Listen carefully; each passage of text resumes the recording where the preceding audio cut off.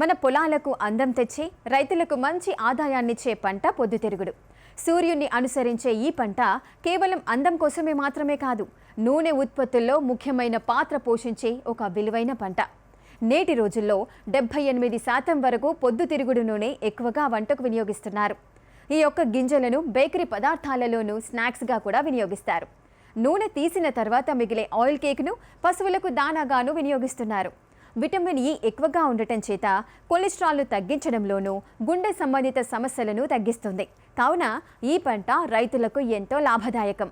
ఆ వివరాలు ఇప్పుడు చూద్దాం.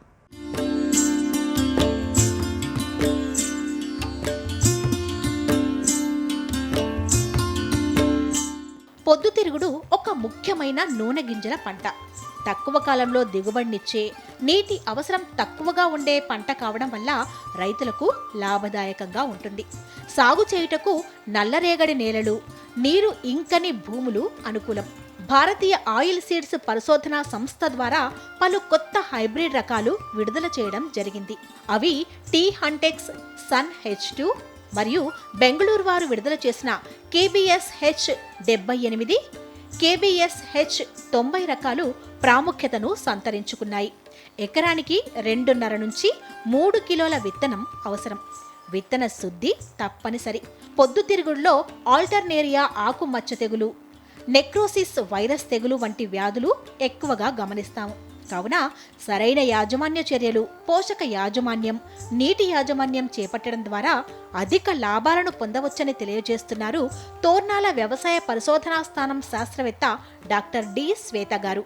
పొద్దుతిరుగుడు పంట మనకు ఏ కాలంలో అయినా ఇమిడిపోయే పంట, 100 రోజుల్లో అయిపోయే పంట. కావున ఇది యాసంగి, వేసవిలో కూడా మనం పండించుకోదగ్గ పంట ఇది. అయితే ఇక్కడ వానాకాలంలో చూసుకున్నట్టయితే జూలై, ఆగస్టు నెలల్లో మనం పండించుకోవచ్చు. వర్షాభావ పరిస్థితులు కానీ, ఎక్కువ త్వరగా వర్షాలు వెళ్ళిపోయినా కానీ, లేకపోతే వర్షాలు ఆలస్యం అయినప్పుడు కూడా మనం పొద్దుతిరుగుడుని సాగు చేసుకోవచ్చు. ఇది ఒక ప్రత్యామ్నాయ పంట కింద కూడా వాడుకోవచ్చు. యాసంగికి వచ్చేసరికల్లా మనం ఎక్కువగా అక్టోబర్ నుంచి నవంబర్ వరకు వేసుకుంటాము. అదేవిధంగా మనం వరి కోతల అనంతరం అంటే డిసెంబర్లో కానీ జనవరి మొదటి వారంలో కూడా వేసుకోదగ్గ పంట ఇది. నేలల విషయంకి వచ్చినట్లయితే మనం ముందుగా నీరు ఇంకని పొలం కానీ, నల్లరేగడి కానీ, ఎర్రచిలక కానీ ముఖ్యంగా వేసుకోవచ్చు. అయితే మనం నీరు ఇంకితే మాత్రం మనకు తెగులు అనేవి ఎక్కువ వ్యాపిస్తాయి. అదేవిధంగా ఎండు తెగుళ్ళు, లేకపోతే నెక్రోసిస్ వైరస్ తెగుళ్ళు ఇలాంటివన్నీ కనిపిస్తాయి. కావున మనం ఎప్పుడైనా కానీ పొద్దుతిరుగుడు సాగు చేసుకునేటప్పుడు ఎటువంటి నీటి నిలువలేని ప్రాంతాలను ఎంచుకోవాలి.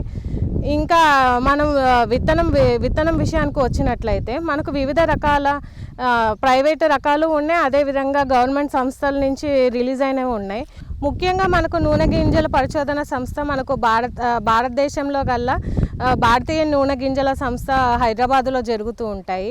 అందులో మనకు విడుదలైన హైబ్రిడ్ రకాలు వచ్చేసరికల్లా టిల్హాంటెక్ సన్ H1, టిల్హాంటెక్ సన్ H2, టిల్హాంటెక్ సన్ H3 ఇవన్నీ నూతనంగా విడుదలైన హైబ్రిడ్స్. వాటి పంట కాలం వచ్చేసరికల్లా మనకు 105 వరకు వస్తుంది. ఎత్తు వచ్చేసరికల్లా మనకు 160 నుంచి 180 రోజులు. దిగుబడి వచ్చేసరికల్లా మనకు 8 నుంచి 10 క్వింటాలు ఎకరానికి వరకు వస్తుంది.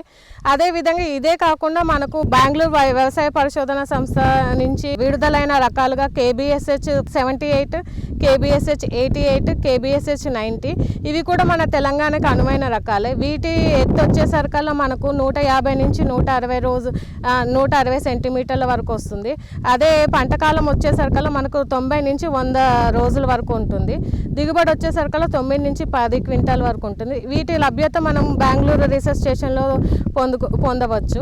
విత్తన మోతాదు విషయానికి వచ్చేసరికల్లా మనకు ఎకరానికి 2.5 నుంచి 3 కిలోలు ఎకరానికి సరిపోతుంది. విత్తన శుద్ధి విషయానికి వచ్చినట్లయితే మనకు ఫస్ట్ ఇక్కడ పొద్దుతిరుగులో బాగా ఆల్టర్నేరియా ఆకుమచ్చ తెగులు మరియు నెక్రోసిస్ వైరస్ తెగులు అనేది ఎక్కువ కనిపిస్తుంది.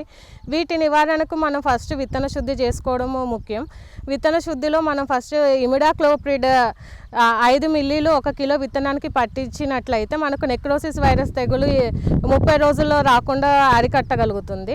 అదేవిధంగా మనం ఇప్రోడియాన్ ప్లస్ కార్బండెజిమ్ 2 గ్రాములు విత్తనానికి పట్టించినట్లయితే మనకు ఆల్టర్నేరియా ఆకుమచ్చ తెగులు అనేది అరికట్టవచ్చు. అయితే ఈ విత్తనం పెట్టేటప్పుడు మనం బోధలు మరియు కాలువల పద్ధతిలో పాటించినట్లయితే మనకు మొక్కలు అనేవి మంచిగా ఎదుగుదల అవుతుంది. దాంతో పాటుగా మొక్కలకి సపోర్ట్ లాగా కూడా ఉంటుంది. కలుపు నివారణ విషయానికి వచ్చినట్లయితే 48 గంటల్లో పెండిమిథాలిన్ 6 ml పెండిమిథాలిన్ ఎక్స్ట్రా అంటే స్టాంప్ ఎక్స్ట్రా కింద దొరుకుతుంది. 6 ml లీటర్ నీటికి కలుపుకొని పిచికారీ చేసినట్లయితే మనకు మొక్కలు నాటిన తర్వాత వచ్చే గడ్డిని అరికట్టవచ్చు. ఒకవేళ వరి కొయ్యకాల్లో కానీ వరి తర్వాత వేసుకున్నట్లయితే ముందుగా వరి కోత అనంతరం పారాక్వాట్ అనే మందును లేకపోతే గ్లూఫోసినేట్ అమోనియా అనే మందును మనం ఫస్ట్ పిచికారీ చేసుకున్న తర్వాతకి విత్తనం నాటుకుని ఆ తర్వాత పెండిమిథాలిన్ ఎక్స్ట్రా స్టాంప్ ఎక్స్ట్రాని పిచికారీ చేసుకుంటే మనకు వరి కొయ్యకాల ఎదుగుదల అనేది అరికట్టవచ్చు.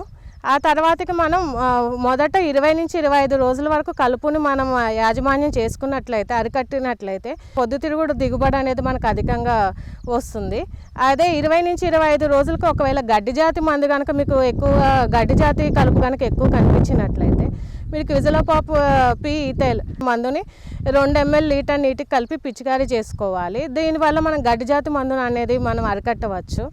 ఆ తదుపరి మనం నీటి యాజమాన్యం విషయానికి వచ్చినట్లయితే వారానికి ఒకసారి నీరు అందించుకుంటే మనకు పొద్దుతిరుగుడు గింజ అనేది గట్టిగా కడుతుంది. మనకు ముఖ్యంగా మొగ్గ తొడుగు దశ, పూత సమయము మరియు గింజ కట్టే దశ అనేది కీలక దశలు. ఈ దశల్లో కనుక కంపల్సరీగా మీరు నీళ్ళు ఇచ్చుకున్నట్లయితే ఎటువంటి దిగుబడి తగ్గడం అనేది జరగదు. ఇంకా ఎరువుల యాజమాన్యం విషయానికి వచ్చినట్లయితే ఎకరానికి మీ హెక్టార్కి మనం 75, 90, 30 అంటే నత్రజని, భాస్వరం మరియు పొటాషియం వేసుకోవాలి. అంటే ఎకరానికి వచ్చేసరికల్లా 65 కేజీల యూరియా, 225 కేజీల ఎస్ఎస్పి, అదేవిధంగా 30 కిలోల ఎంఓపి వేసుకోవాలి. ఇదే విధంగా మనం యూరియాను ఎంఓపి సగం మట్టుకే మనం దుక్కిలో వేసుకుంటాము. అదే భాస్వరం ఎరువు వచ్చేసరికల్లా మొత్తము దుక్కిలో వేసుకోవాలి. ఇంకొకటి 30 నుంచి 35 రోజుల్లో మిగతా సగం పొటాషియంని వేసుకోవాలి. ఇందులో ముఖ్యంగా మనం బోరాన్ స్ప్రే అనేది చాలా ముఖ్యము. ఎందుకంటే నూనె గింజ పంటల్లో మనం జిప్సం కానీ బోరాన్ కానీ వేసినట్లయితే మనకు పూత సమయంలో గింజ అనేది తాళ్ళు రాకుండా ఉంటుంది.